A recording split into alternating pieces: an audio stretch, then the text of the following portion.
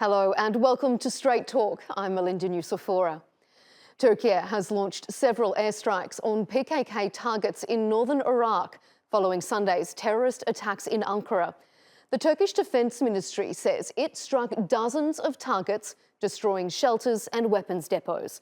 The PKK terror group claimed responsibility for Sunday's suicide bombing outside the Interior Ministry building, which injured 2 police officers. The bombing took place just hours before Parliament was set to reopen. Turkey's Interior Ministry says the 2 terror suspects killed a driver in Kayseri, stole the vehicle and drove more than 250 kilometres to Ankara. One attacker died after detonating explosives, while the other was killed during the resulting police shootout. The PKK, which maintains bases in northern Iraq, has waged a 4-decade-long war against Turkey, killing tens of thousands of people. Speaking to lawmakers, President Erdogan vowed Turkey will continue to fight terrorism. To discuss the terror attack and Turkey's response in more depth, we're joined from Istanbul by Mehmet Çelik. He's the editorial coordinator at the Daily Sabah news outlet. And from Ankara, Bilgehan Öztürk. He's a researcher at SETA and a defence and security policy think tank. Gentlemen, thank you for your time here on Straight Talk. Bilgehan, let's start with you. The PKK says this attack was carried out by a group called the Immortals Battalion. What do we know about this group within the PKK? There are always this kind of subgroups within PKK, most of the time, or also offshoots of PKK. Most of the time, it functions as a way out for PKK to not claim responsibility when they deem that the responsibility is too costly or for their image abroad, for example. They have TAK, offshoot organization, which is targeting the tourist destination, especially in Turkey. It has a history of targeting those destinations, but this is purely because of PR purposes for PKK, as it is concerned about its image and its relations with especially Western countries. It does not claim responsibility for the attacks that were carried out by TAK. And I think this is another, let's say, policy of PKK. And in the case of the battalion of Immortals, it is also a way of motivating its followers and members for, let's say, much more idealistic, so to speak, ideals in their fight against their alleged enemy. Mehmet, what do you think about that? That's interesting. Do you think that the PKK is taking responsibility but also trying to distance itself from this particular attack? And if so, why would it want to do that? Well, I mean, I don't think it is trying to distance itself, but like as the previous speaker said, Bilgehan Bey, he said, I think this is a huge part of its propaganda, portraying itself as an organized group, as it has, you know, the command division, the subdivisions, and the other affiliated groups that are able to carry out attacks. I mean, he mentioned the TAK, the TAK group that targets particularly forests, for example, and they cause wildfires.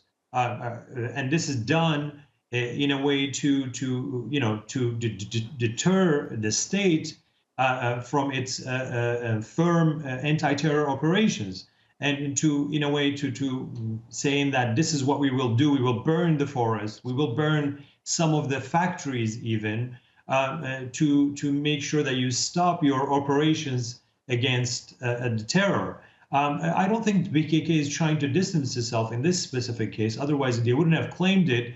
But at times, even though they do carry, and initially some of the subgroups claim the attacks, later on they try to detach themselves from the attacks when there is a PR, quote unquote PR that backlashes against the group and does not find support in the eyes of their supporters, or in the eyes of their supporters abroad or in the country. Bilgehan, we've already seen, obviously, retaliation strikes from Turkey. Would you anticipate broader strikes? It's hard to tell under these circumstances because there was already a cross-border military operations planned in northern Syria, for example, for a very long time. But due to strategic, economic, and even political considerations, it is being reserved for the best timing for the decision makers and for the national interest of Turkey.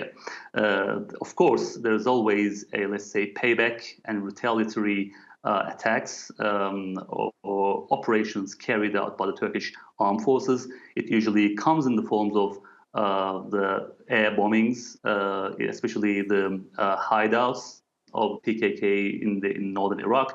But there are also, let's say, operations, police and legal operations against PKK cells and networks within Turkey, all in tandem with the retaliation against PKK's attack. So when it comes to land, let's say land-based, let's say operation, cross-border operation, I'm not sure, but I think the needed and necessary, let's say, retaliatory operation has already been conducted, and I think this will be it for the timing and for this, particularly for this terror attack now. Mehmet, Turkey says that about 20 targets were destroyed in Sunday's aerial operation. Do you think that's going to have any real direct impact on the PKK? Is it going to dent their operation? Or they just sort of seem to be able to continue to regroup and come back? Well, you see, there's two answers to this question, actually. First of all, these operations are not proactive, they are not operations that are actually launched specifically following this attack that happened over the weekend. They are a part of the continuation of the operation. So yes, there is, there's attacks that have been intensified, and to answer your questions, they have impact, of course. They are not just arbitrary bombings. They have very strategic targets and deliberately carried out against certain targets to make sure that they have significance when it comes to weakening the PKK operations in the region. But we should understand that, how the effect of this is valid to a point where, the support to PKK, whether it will have an effect on that or not, because the PKK as an organization which is supported by mainly by the Western countries and the US in Syria, for example, how these operations will be able to have an impact on that link between the US and the YPG or PKK in Syria is something that actually will have a broader effect on the PKK and YPG in both Syria and in northern Iraq. So, these, on the face value, these operations, of course, they do have very strategic targets and they have an effect on the PKK operations in the region. But to put this in a broader perspective, I think following these military operations, how Turkey, within its capacities, within its political, diplomatic, military, and economic, of course, capacity, how are they able to take the next step to minimize the support to PKK? I think this will be something that, this is something that, of course, Turkey always voices, the Western or the US support to YPG and PKK, and how this is actually, that support is used directly to Turkish sovereignty and Turkish citizens on the ground. And as over the weekend, Turkish security forces on duty. So that there's two layers to this, the impact of the operations and how Turkey responds to these attacks when it comes to beyond its borders. You raised the international community there, so let me ask you, Bilgehan, do you think that, well, the international community has come together, obviously, to condemn the attacks in Ankara.